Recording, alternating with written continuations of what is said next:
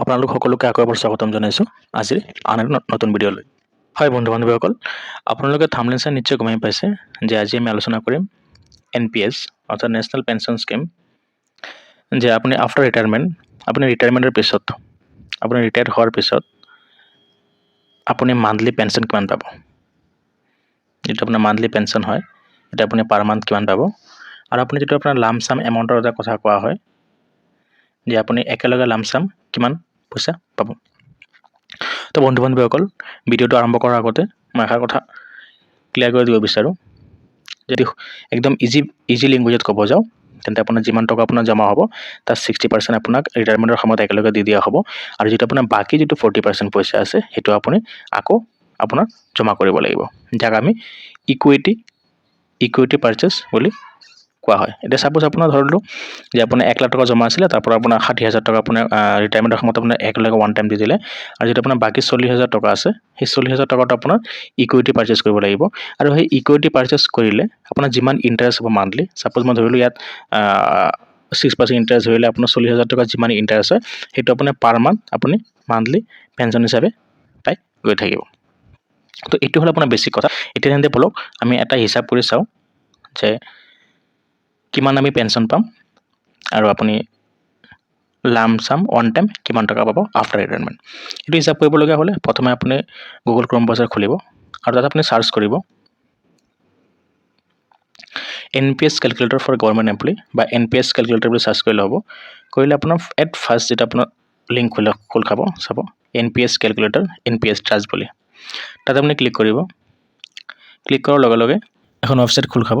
এতিয়া আপোনাৰ অলপ স্ক্ৰল ডাউন কৰিলে এট ফাৰ্ষ্ট আপোনাৰ কেলকুলেটৰ কৰিব হ'লে আপোনাৰ এট ফাৰ্ষ্ট আপোনাৰ ডেট অফ বাৰ্থ দিব লাগিব। এতিয়া ছাপ'জ মই এটা ডেট অফ বাৰ্থ বহাই দি আছোঁ, মানে যদি মই এজটো 92 বহাই দিওঁ, এতিয়া যিটো 2022 চলি আছে, মোৰ অলমষ্ট এজ হ'ব 30 ইয়াৰ্ছ। অলমষ্ট মোৰ এজ হ'ল 30 ইয়াৰ্ছ। আৰু চাওক এতিয়া হ'ল নেক্সটটো হ'ল আপোনাৰ I would like to contribute rupees কিমান পাৰ মান্থ। এতিয়া চাওক বন্ধু বান্ধৱীসকল, যিসকলে আমি 7,400 টকাৰ গ্ৰেড পে বা 8,700 টকাৰ গ্ৰেড পে আমি চাকৰি কৰি আছোঁ, সেইসকলে অলমষ্ট মান্থলি আপোনাৰ অন এভাৰেজ, প্ৰথমে আপোনাৰ কম হ'ব বাৰু, কিন্তু পিছলৈ যেতিয়া আপোনাৰ দৰমহা বাঢ়ি গৈ থাকিব তেতিয়া আপোনাৰ সেই এমাউণ্টটো বাঢ়ি গৈ থাকিব। সেইটো অলমষ্ট আপোনাৰ, মই বেছি ধৰা নাই, অলমষ্ট মই ধৰিলোঁ যে আপোনাৰ 10,000কে মান্থলি আপোনাৰ পইচা জমা হ'ব NPS একাউণ্টত। আৰু আপোনালোকে গমেই পায় যে আমি যেতিয়া মান্থলি চেলাৰী লওঁ তাৰ পৰা বেছিক আৰু দিয়ে 10% আমাৰ পৰা NPS নামত পইচা গভৰ্ণমেণ্টে কাটি লয়, আৰু গভৰ্ণমেণ্টৰ ঠিক একে বেছিক পেৰ 14% পইচা টোটেল জমা কৰি আপোনাৰ গভৰ্ণমেণ্টে NPS একাউণ্টত জমা কৰে। এতিয়া কথা হ'ল চাওক চাকৰি বৰ্ষটো কিমান। এতিয়া চাওক ছাপ'জ মই ধৰিলোঁ যে মোৰ 30 বছৰ হৈছে মোৰ এতিয়া, আৰু মই চাকৰি কিমান বছৰ কৰিব পাৰিম। অভিয়াছলি মই 60 বছৰলৈকে চাকৰি কৰোঁ।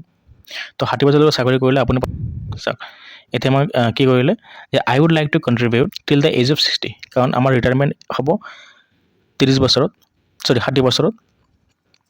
চ' মাই টোটেল ইয়াৰ অফ কণ্ট্ৰিবিউশ্যন, চাওক এতিয়া মোৰ বয়স হ'ল 30 আৰু ৰিটায়াৰমেণ্ট হ'ব মোৰ 60 বছৰত, মানে মই 30 বছৰ চাকৰি কৰিম, মানে মই 30 বছৰ মান্থলি 10,000 টকাকৈ মই কণ্ট্ৰিবিউশ্যন দিম। এতিয়া চাওক বন্ধু বান্ধৱীসকল, নেক্সটটো আহিছে my expectation of return on investment. এতিয়া কথা হ'ল যে মই NPSত যে আমি পইচা জমা কৰি আছোঁ বা গভৰ্ণমেণ্টে জমা কৰি আছে, তাৰ ওপৰত এটা ৰিটাৰ্ণটো দিব, কাৰণ আমি বেংকত পইচা জমা থ'লে আমাৰ ইণ্টাৰেষ্ট দিয়ে। তো NPSতো জমা থ'লে আমি তাৰো এটা ৰিটাৰ্ণ পাম। এতিয়া চাওক ইয়াত 10% অটো ছেভ হৈ আছে, আৰু মই 10% ধৰিম। চাওক ইয়াতকৈ কম হোৱাৰ কোনো সম্ভাৱনা নাই। চাওক আপুনি যদি FDও কৰে বেংকত, আপোনাক ভাল বেংকত বা পোষ্ট অফিচত আপুনি FD কৰিলে আপোনাক অলমষ্ট 8% সিহঁতে আপোনাক ইণ্টাৰেষ্ট পে'মেণ্ট কৰিব। আৰু যিহেতু লং টাৰ্ম ইনভেষ্টমেণ্ট, অলমষ্ট আপোনাৰ 30 বছৰ আপোনাৰ 30 ইয়াৰ্ছ আপোনাৰ ইনভেষ্টমেণ্ট হ'ব, তো অভিয়াছলি আপোনাৰ অলপ ৰেট অফ ইণ্টাৰেষ্ট বেছি হ'ব। তো মই যিটো ৰিটাৰ্ণ মই ধৰিলোঁ 10%। চাওক বন্ধু বান্ধৱীসকল, ইয়াত 10টো একদম মিনিমাম হয়। এইটো আপোনাৰ 12 to 14%লৈকে আপোনাৰ ৰিটাৰ্ণ আহিব পাৰে যদি আপুনি শ্বেয়াৰ মাৰ্কেট ভাল থাকে। মই ধৰিলোঁ 10% ধৰি ল'লোঁ ইয়াত।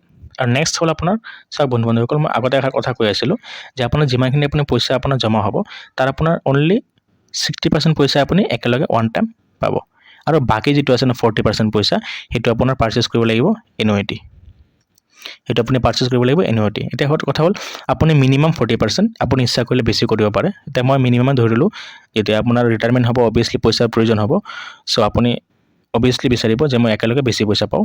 মই ধৰিলোঁ যে আপুনি 60% পইচা আপুনি একেলগে লৈ ল'লে, আৰু যিটো আপোনাৰ 40% পইচা আছে তাৰ আপুনি এনুইটি পাৰ্চেছ কৰিলে। চাওক বন্ধু বান্ধৱীসকল, আপুনি 40% যেতিয়া এনুইটি পাৰ্চেছ কৰিব, মই আগতে কৈছিলোঁ যে আপুনি যি টকাৰ এনুইটি পাৰ্চেছ কৰিব, সেই টকাৰ যিটো আপোনাৰ ইণ্টাৰেষ্ট আছে, ৰেট অফ ইণ্টাৰেষ্ট আছে, সেই ইণ্টাৰেষ্টত যিমান টকা হ'ব সেই টকাটোহে আপোনাক এজ এ পেঞ্চন হিচাপে দিব। এতিয়া মই ধৰিলোঁ 6%। চাওক বন্ধু বান্ধৱীসকল, FDত আপোনাৰ যদি আপোনাৰ পোষ্ট অফিচত কৰিব যায়, আপোনাৰ অলমষ্ট 8% ইণ্টাৰেষ্ট দিয়ে আপোনাক FDত কৰিব গ'লে। তো মই কমেই ধৰিলোঁ যে মাৰ্কেট বেয়া আছে, 6% মই ইণ্টাৰেষ্ট ৰিটাৰ্ণ পাম, ইয়াতকৈ মই বেছি নধৰোঁ। চাওক মই গোটেইখিনি ডাটাখিনি পুট কৰিলোঁ।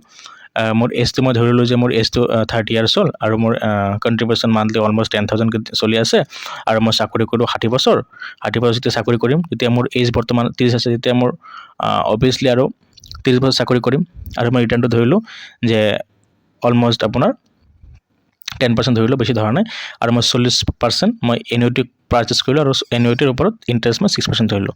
চাওক এতিয়া যেতিয়া মই ডাটাটো ফিল আপ কৰিব, আপুনি ছাইডত চাব, এতিয়া চাওক status of Euro pension account on retirement. এতিয়া চাওক টোটেল ইনভেষ্টমেণ্ট, চাওক আপুনি যেতিয়া মান্থলি 10,000 পইচা যিটো জমা কৰি আছিলে, আৰু আপুনি 30 বছৰ জমা কৰিব, তো অভিয়াছলি আপোনাৰ টোটেল আপোনাৰ ইনভেষ্টমেণ্ট কিবা হ'ব, অলমষ্ট 36 লাখ। অলমষ্ট আপোনাৰ 36 লাখ আপোনাৰ জমা হৈছে। কিন্তু বন্ধু বান্ধৱীসকল, এই পইচাটো আপোনাৰ অনলি জমা ধনে, আপোনাৰ মূলধন বা আপুনি কেপিটেল বুলি ক'ব পাৰে। আৰু যিটো আপোনাৰ 30 বছৰ, চাওক 30 বছৰ এটা বহুত ডাঙৰ সময় হয়, আৰু এই 30 বছৰ আপোনাৰ ইণ্টাৰেষ্ট আপোনাৰ বহুত এটা ডাঙৰ এমাউণ্ট হ'ব, যিটো আপুনি কল্পনা কৰিব নোৱাৰিব। কাউণ্ট কৰিলে আপোনাৰ টোটেল আপোনাৰ কৰ্পাছ হ'ব অলমষ্ট 2.2 CR হয় বন্ধু বান্ধৱীসকল, আপোনাৰ অলমষ্ট 2,20,00,000 টকা আপোনাৰ পইচা জমা হ'ব। এতিয়া কথা হ'ল বন্ধু বান্ধৱীসকল, যিহেতু মই ধৰি ল'লোঁ যে এতিয়া আপোনাৰ পইচা মই কমেই ধৰিলোঁ, ঠিক আছে। ইয়াত আপোনাৰ হিচাপত আমাৰ 2.2 কৰোৰ হৈছে। মই হিচাপটো ইজি হোৱাৰ কাৰণে মই ধৰিলোঁ যে আপোনাৰ একাউণ্টত আপোনাৰ ৰিটায়াৰমেণ্টৰ সময়ত আপোনাৰ 2 CR জমা হৈছে। এতিয়া কথা হ'ল, মই আগতে কৈছোঁ যে আপোনাৰ 60% পইচা আপোনাক অন টাইম দি দিব। অৰ্থাৎ যদি মই 2 CR যদি 60% ধৰোঁ, তেতিয়া আপোনাৰ 1.2 CR, অৰ্থাৎ 1,20,00,000 টকা আপুনি ওৱান টাইম ৰিটায়াৰমেণ্টৰ সময়ত পাই যাব। মনত ৰাখিব, এইটো বহুত ডাঙৰ এমাউণ্ট হয় এতিয়া লাগিছে, কিন্তু আফটাৰ 30 ইয়াৰ্ছ তেতিয়া আপোনাৰ এই 1.2 CRটো ইমান ডাঙৰ এমাউণ্ট আপোনাৰ ফিল নহ'ব। এতিয়া চাওক, এতিয়া কথা হ'ল যে মোৰ যেতিয়া মই ধৰি লৈছিলোঁ যে মোৰ ৰাউণ্ড ফিগাৰ 2 CR আছিলে, মই তাৰ পৰা মই 1.2 CR মই ৰিটায়াৰমেণ্টৰ সময়ত লৈ ল'লোঁ। এতিয়া বাকী কিমান থাকিলে? বাকী থাকিলে আপোনাৰ অলমষ্ট 80 লাখ ৰুপিজ। সেই 80 লাখ ৰুপিজৰ মই কি কৰিব লাগিব? এনুইটি পাৰ্চেছ, যিটো ইয়াত আগতে দিয়া হৈছিলে যে আপোনাৰ 40% আপোনাৰ এনুইটি পাৰ্চেছ কৰিব লাগিব।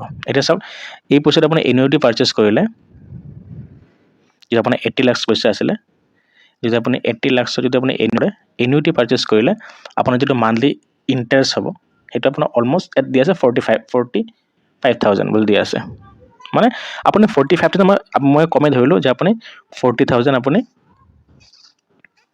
এজ এ পেঞ্চন হিচাপে এভৰি মান্থ পাই গৈ থাকিব, আৰু লগতে আপুনি ৰিটায়াৰমেণ্টৰ সময়ত 1.2 CR আপুনি ওৱান টাইম পাই গৈ থাকিব, আৰু আপোনাৰ এইফালে 80 লাখৰ আপুনি এনুইটি আপোনাৰ পাৰ্চেছ কৰা আছে। হয় বন্ধু বান্ধৱীসকল, মই যিটো ডাটা ইনপুট কৰিছোঁ সেইটো হিচাপ মতে আপুনি 1.2 CR আপুনি at the time of retirement পাই যাব ওৱান টাইম, আৰু আপোনাৰ 40K আপুনি অৰ্থাৎ 40,000 টকাকৈ আপুনি মান্থলি পেঞ্চন পাই গৈ থাকিব, আৰু আপোনাৰ যিটো আপোনাৰ 80 লাখ ৰুপিজৰ যিটো আপোনাৰ এনুইটি পাৰ্চেছ কৰা আছিলে, 80 লাখ যিটো আপুনি এনুইটি পাৰ্চেছ কৰা আছিলে, সেই পাৰ্চেছ কৰাটো কি হ'ব?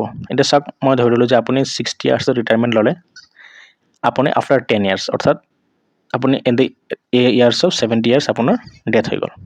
ডেথ হোৱাৰ লগে লগে যিটো আপোনাৰ পেঞ্চন আছিলে, এই পেঞ্চনটো আপোনাৰ বন্ধ হৈ যাব।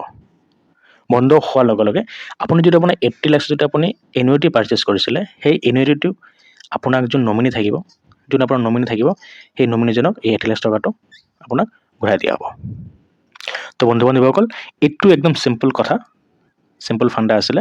আপোনালোকৰ নিজৰটো আপুনি হিচাপ ওলাই ল'ব বিচাৰিলে, মই ইয়াৰ লিংকটো আপোনাৰ তলত দি দিম। আপুনি ভিডিঅ'ৰ তলত গৈ কেনে লিংকটো অ'পেন কৰি আপোনাৰ যিটো আপোনাৰ ডেট অফ বাৰ্থ হয়, ডেট অফ বাৰ্থটো বহাই ল'ব, আৰু আপোনাৰ যিটো কণ্ট্ৰিবিউশ্যনটো মান্থলি দি ল'ব, দি কেনে আপুনি নিজে ওলাই ল'ব পাৰিব যে আপোনাৰ at the age of retirement আপুনি কিমান টকা পাব। এটা কথা বন্ধু চিধাকৈ ক'বলৈ হ'লে, যে আমাৰ NPSত লছ সেইসকলৰ মানুহে হয় এতিয়া ছাপ'জ চাওক মই ইয়াত ধৰিছোঁ যে মই 30 বছৰ চাকৰি পাইছোঁ, বাট যদি ইয়াত মই 42 বছৰ চাকৰি পাওঁ তেতিয়া মোৰ অনলি ছাৰ্ভিচ হ'ব 18 ইয়াৰ্ছ। 18 ইয়াৰ্ছ ছাৰ্ভিচ হোৱাৰ লগে লগে আপোনাৰ যিটো আপোনাৰ ডিপ'জিট এমাউণ্টটো সেইটো আপোনাৰ বহুত কম হৈ যাব, অলমষ্ট আধাতকৈ কম হৈ যাব, তেতিয়াহে আপোনাৰ লছ হ'ব। তো বন্ধু বান্ধৱীসকল, আজি ভিডিঅ'টো ইমানখিনি আছিলে। ভিডিঅ'টো ভাল লাগিলে লাইক, শ্বেয়াৰ আৰু ছাবস্ক্ৰাইব কৰি দিব আৰু নিজৰ বন্ধুবৰ্গৰ মাজত পাৰিলে ভিডিঅ'টো শ্বেয়াৰ কৰি দিব।